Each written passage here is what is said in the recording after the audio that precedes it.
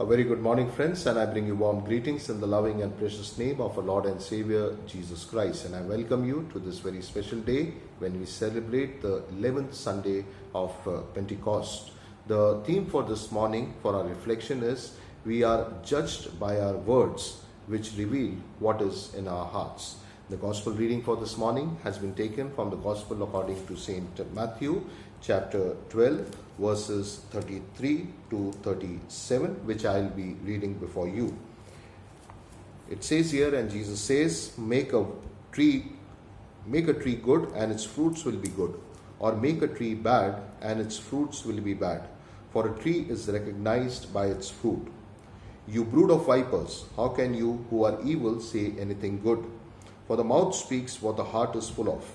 A good man brings good things out of the goods stored up in him, and an evil man brings evil things out of the evil stored up in him. But I tell you that everyone will have to give an account on the day of judgment for every empty word they have spoken. For by your words you will be acquitted, and by your words you will be condemned. This is the gospel of Christ. May the good Lord add his blessings to the reading of his word. Friends, this morning we are reading a particular passage from within which Jesus is warning us about the words we use in our day-to-day lives, the statements we make, and in that he warns that every word is to be accounted for. Now, why does Jesus say what he says here? And to whom is he addressing these particular statements or these particular words? If we just quickly go back a couple of weeks, when we see Jesus is warning against the kind of criticism that the Pharisees and the scribes bring along, wherein in everything they are complaining. He gives the example of how when John the Baptist, who came and lived a very simple life in the wilderness, these very Pharisees and scribes said that he was possessed by the demon. And on the other hand, when Jesus came socializing, meeting people and spending time with people, Jesus was said to be a drunkard and a friend of the sinners. So Jesus is trying to once again explain to the people how, just for the sake of criticism, just for the sake of saying something, that you say something is not the right way forward, and that every word one says, one needs to be accountable for it. The reason for these particular statements come from the fact that Jesus heals a person who is demon possessed and who's also blind and mute. And when Jesus performs this miracle, it is the Pharisees and the scribes once again, despite seeing such a big miracle happening in front of them, they criticize Jesus and say that Jesus has done it with the power of Satan. And to this, Jesus is upset and wants not only the Pharisees and the scribes, but the people to be careful about the words they use. He, in fact, goes on to say that you may say whatever you want against the Son of Man, and your sins may be forgiven. But if anything is said against the Holy Spirit, through which Jesus performs these miracles, then those words and that sin will never be forgiven. And it is on that account Jesus brings to us this very important message this morning, that we need to be careful about what we say and what we do. Especially in context of the words we speak, Jesus gives us a warning. And there are three things that we can learn from the passage that we have before us this morning. The first thing that Jesus teaches us, that every word we speak is important. Every word we speak is important. We may realize it, we may not realize it, but we speak a lot of things. Daily, in our entire lifespan, we must have said a lot of things to a lot of people. We may have said, we may have used words which we may not have necessarily used. For example, I would say that the words that we speak are very powerful. If we really use the right words and use words and statements in a constructive and positive manner, It can lead to building of people's lives. It can encourage somebody. It can motivate somebody.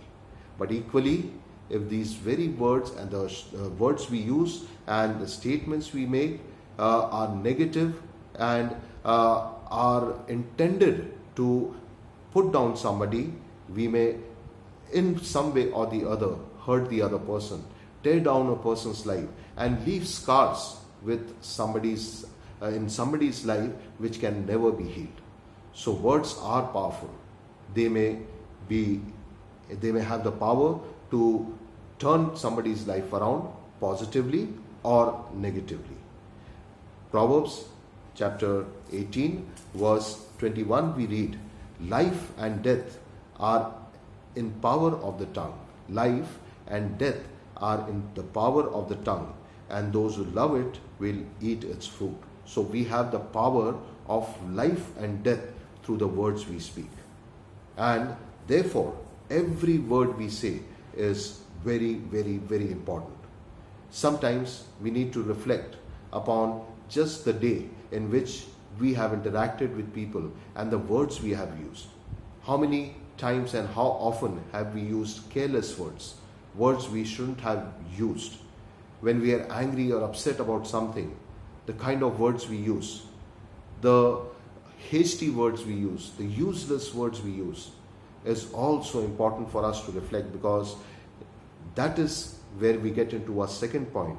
Jesus says not only every word is important, but equally that every word that we speak comes from what we are inside. Every word that we speak reflects what we are inside. I would like to read for you verses 34 and 35, where Jesus says, "You brood of vipers, how can you who are evil say anything good? For the mouth speaks what the heart is full of. A good man brings good things out of the good stored up in him, and an evil man brings evil things out of the evil stored up in him." So what is there inside will automatically be reflected in our words. What we say is a simple reflection of what we are as a person inside. And that is so important. When we go to a doctor, have you ever realized that many a times the doctor asks us to stick out our tongue and he checks our tongue? And medically, the purpose of that is through the checking of our tongue, through the inspection of our tongue, the doctor is able to diagnose whether everything is all right within our body. Are there any infections? Is there any illness or sickness in our body? The tongue and the nature of the tongue reflects what is the physical state inside. Similarly, the words that we use reflects what is the state of our spiritual life inside. And therefore, it is very important that we realize not just the words that we use is important, but what we are inside is the most important thing, because the words we use automatically comes through as what we are as a person within. And that leads us to the third point this morning. We are accountable for every word we speak. We are accountable for every word we speak. First thing, we should remember that every word we say is important. Two, that every word that we speak reflects what we are inside. And third, that we are accountable for every word we speak. What does the Bible say? Verse 36 and verse 37. "But I tell you that everyone will have to give an account of the day of judgment for every empty word they have spoken. For by your words you will be acquitted, and by your words you will be condemned." By your words you will be acquitted, and by your words you will be condemned. So God is not responsible for what happens to us on the day of judgment. It is what we say, what words we use. Remember, when you go to a restaurant, when you order your food, you take the menu. You read the menu, you like certain dishes, you order those dishes. The waiter goes into the kitchen, places your order, the food is prepared, and you are served the food that you order. Friends, you are served the food that you order. The waiter or the chef does not give you the food that they want you to eat. It is what you have ordered is what comes to your table. It is similarly with the words we use. On the day of judgment, every word we say that in our lifetime we have used, we will have to give account for it, and we will be judged accordingly. We will be served our judgment according to the words we have used. The New Testament reading for today, the epistle reading for today, speaks about the importance of the tongue, and some very strong words are used about the importance of the tongue. And I'd just like to read that before you this morning, before we close, from James chapter 3, verses 3 onwards. It says, "When we put bits into the mouths of a horse to make them obey us, we can turn the whole animal. Or take ships as an example. Although they are so large and are driven by strong winds, they are steered by a very small rudder wherever the pilot wants to go. Likewise, the tongue is a small part of the body, but it makes great boasts. Consider what a great forest is set on fire by a small spark. The tongue is also a fire, a world of evil among the parts of the body. It corrupts the whole body, sets the whole course of one's life on fire, and it's itself set on fire by hell. All kinds of animals, birds, reptiles, and sea creatures are being tamed and have been tamed by humankind, but no human being can tame the tongue.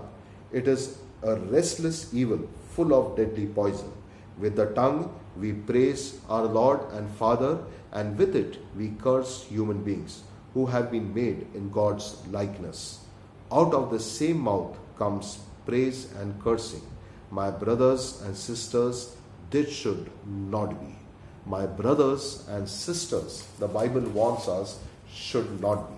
We cannot be so conveniently using this very tongue to praise God on one hand, but to criticize people on the other hand. It is so important, and that is why I remind each one of us this morning that what we say is so important. In Numbers chapter 14 verse 28, Numbers chapter 14 verse 28, it reads, "As surely as I live, declares the Lord, I will do to you the very thing I have heard you say." I will do to you the very thing that I have heard you say. So according to what we say, according to the words we use, according to the kind of language we use, is God going to judge us. We are accountable for every word we speak. Therefore, every word is important. Every word is important that we say. Unnecessary gossips, criticisms, putting down people with our words, words of hatred, words of anger. Friends, we need to be careful. Are we, through our statements, are we, through our words, building up people's lives, or are we destroying people's lives? And that is the power of the tongue that God has given us. It can bring life to someone, but equally it can bring death to someone. Death not maybe in the physical sense, but in so many other ways. It is important to realize that every word we say is being accounted for. So what do we do? The answer lies in what Christ has already told us. We need to start working on the inside. It is the inside that is our heart, that is our spiritual being, that we need to start working upon. When we are based strongly on the foundation of the Word of God, when we have God within us, when we are filled with His Spirit, it will automatically reflect in the words we use, the statements we make, the language we use, and it will be reflective of that God is with us and within us. May the good Lord bless us through these words, that we may be able to reflect upon our daily lives, and within that we may be able to reflect upon what kind of words we use during the day. What language do we use? What kind of statements do we make? Is it to help people positively, constructively to move forward in life? Or are our words destroying people's lives? May the good Lord bless each one of us. Amen. Let us pray. Heavenly Father, we thank you once again for this beautiful day, for all your blessings in the days past, for your guidance. And especially, Lord, we thank you for the wonderful opportunity of reflecting upon your words. Grant us your grace, Lord, that these words may dwell within us. Help us to change our lives according to your word, that every word we speak, every statement we make, we may be able to bring blessings to the lives of so many others.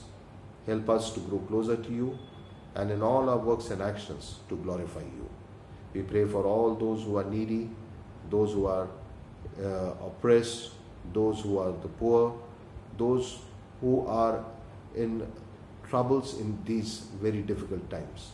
We pray that your grace be upon them, and also we pray as a church that you grant us the good understanding to do whatever we can in your name, so that your love may reach out to these people. Thank you once again for this wonderful opportunity, and that your blessings continue to be with each one of us. We ask this prayer in the loving and precious name of our Lord and Savior Jesus Christ. The grace of our Lord Jesus Christ, the love of God, and the fellowship of the Holy Spirit be with us all. Amen. God bless you.